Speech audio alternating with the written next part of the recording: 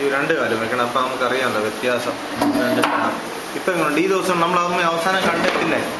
2 കാലം ഒരുമിച്ചങ്ങ് വെച്ച് എങ്ങനെ അതുണ്ടാകാം വ്യത്യാസമുണ്ട്. ഇവിടുത്തെ ഈ തടിയനായിട്ടും ഇത് സാധായായിട്ടും പലയിടത്തൊക്കെ പോയല്ലേ. ഇപ്പം ഈ ഒരാഴ്ചയിൽ എന്തൊക്കെയുണ്ട് വ്യത്യാസം? ഒത്തിരി മാറ്റമുണ്ട്. എന്തൊക്കെയാ മാറ്റം എന്ന് പറയാൻ?